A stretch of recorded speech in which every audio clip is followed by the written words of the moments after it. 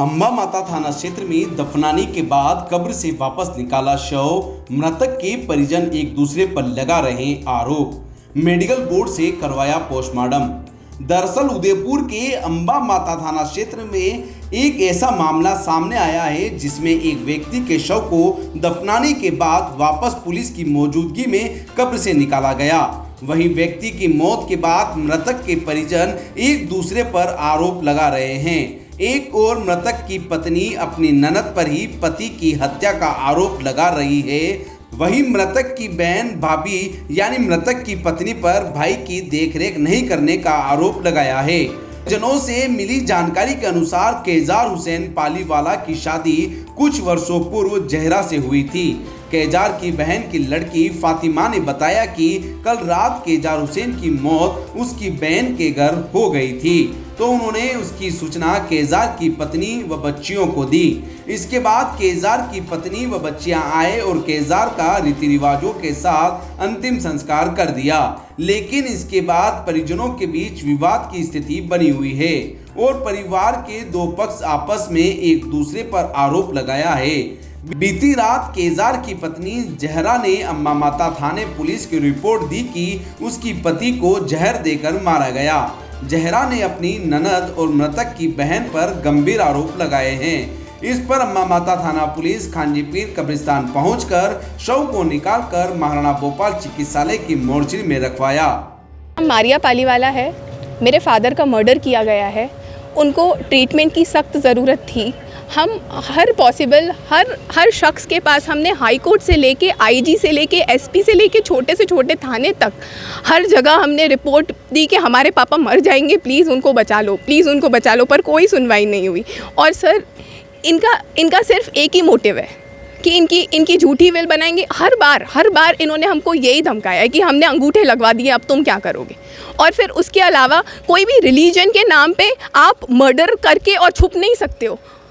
आज आपने क्या किया, किस तरह दफनाने के बाद में आप कोई दफनाया नहीं सर दफनाया नहीं गया था। Police was capable enough to stop all of it and they took the body in their hands before burial. Also सबसे इम्पॉर्टेंट बात है, कल सुनवाई थी हबियस कॉर्पस रिट की और उसकी वजह से इन्होंने यहाँ पे सुबह सुनवाई थी, जैसे ही नोटिसेस इशू हुए, फैक्चुअल रिपोर्ट्स बनी, इन्होंने यहाँ पे मेरे पापा का मर्डर कर दिया sir. In the high court habeas corpus writ it is 226 jurisdiction. अभी आप क्या मांग करते हैं, किस तरह की? मेरे पापा को मारा है, मेरे पापा को इंसाफ चाहिए। और हम 3 बेटियों का और मेरी माँ का क्या होगा सर? इनके साथ तो ये सारी फौज है, हमारे साथ तो कोई नहीं है। और हमारे धर्म में कहानी है करबला की, उसमें है ना यजीद के साथ बहुत सारे लोग थे और हुसैन के साथ जो कि इस्लाम बचाने वाले थे उनके साथ सिर्फ थोड़े लोग थे। और आज हम 3 खड़े हैं यहाँ पे और इनके साथ पूरी फौज खड़ी है। और मैं सब कुछ खो चुकी हूँ, अब मैं लीगल सारी रेमेडीज अपनाऊंगी और मेरे पापा को मैं इंसाफ दिलाऊंगी। पोस्टमार्टम तो हो चुका है, ठीक है जी। अब क्या चाहते हो आप? पोस्टमार्टम के बाद जो भी पोस्टमार्टम की रिपोर्ट्स हैं उनके ऊपर देखा जाए और सख्त से सख्त कार्रवाई की जाए। पड़ोसियों से हमको ये पता चलता है कि उनको स्टार्व करके मारा गया है, उनको ना पानी दिया गया है, उनको ना खाना दिया गया है, ना प्रॉपर ट्रीटमेंट दिया गया है। और ये इनकी जो रिलेटिव है डॉक्टर अब्बास सैफी, ये उनके आड़ में गेम खेल रहे हैं, जबकि इनके डॉक्टर उदय भौमिक है, डॉक्टर सैफी है ही नहीं। हाँ, थाना अम्बा माता में मृतक की पत्नी के द्वारा रिपोर्ट मिली थी। हम बॉडी का मेडिकल बोर्ड से इसका पीएम करा के बॉडी उनको वापस सुपुर्द कर रहे हैं। इनके विवाद चल रहा है इस वजह से। अच्छा, ठीक।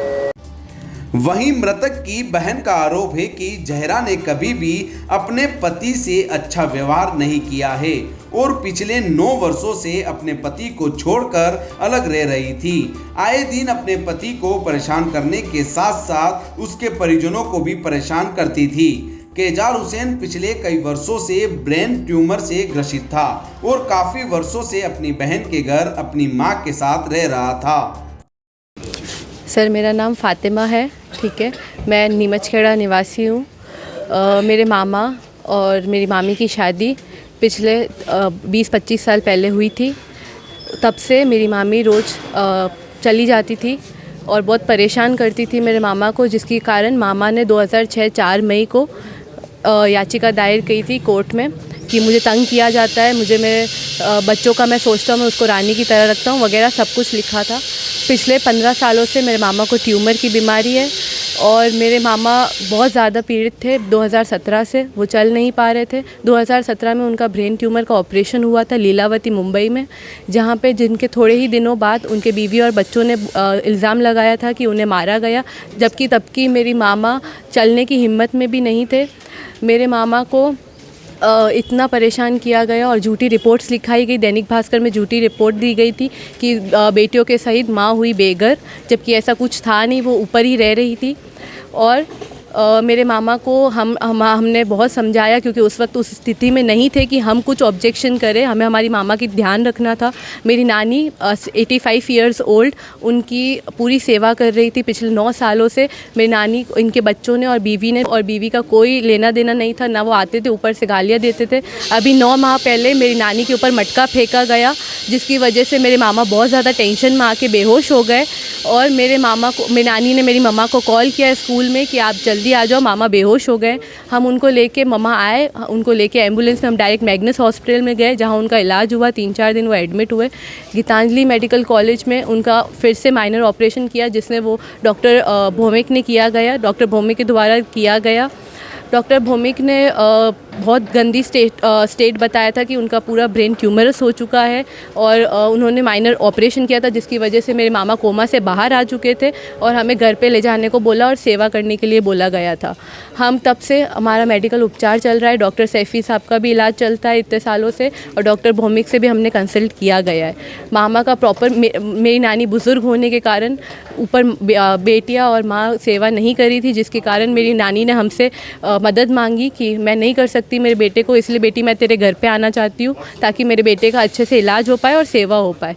हमारे घर पे मामा को लाया गया पिछले 9 माह पहले और हम तब से, मेरी मम्मी और मेरी नानी और हमारी पूरी फैमिली उनकी सेवा कर रही है। बीवी बच्चे रोज़ आए दिन परेशान करते हैं, झूठी रिपोर्ट दर्ज और परेशान किया जाता है हर अलग अलग तरीके से। अभी 3 दिन पहले एक रिपोर्ट दर्ज की गई जिसमें मेरी मम्मी पे इल्ज़ाम लगाया गया है कि मेरी मम्मी ने किडनैप किया, बंद कमरे में बंद रखा हुआ है, बंदी बना के रखा गया, खाना पानी दवाई कुछ भी नहीं दी जा रही है, जो कि पुलिस आई, वीडियो बना के लेके गई और पुलिस ने रिपोर्ट में बाकायदा मेंशन किया है कि ऐसा कुछ भी नहीं पाया गया और वो सिर्फ़ और सिर्फ झूठ था। और उसका पेशी कल डेट थी 10 अप्रैल को, कल पहली पेशी थी जो जोधपुर हाई कोर्ट में थी, जहाँ पे अभी अगली पेशी मुझे नहीं पता कब है, हमें बात करनी पड़ेगी। और कल मेरे मामा की रात को 8 बजे करीबन मृत्यु हो गई, जो कि जिसकी वजह हम सब फैमिली मौजूद थे और वहाँ पे इनकी बीवी बच्चों को बुलाया गया देखने के लिए। हमारे पास CCTV फुटेज है, ये बाकायदा आए हैं,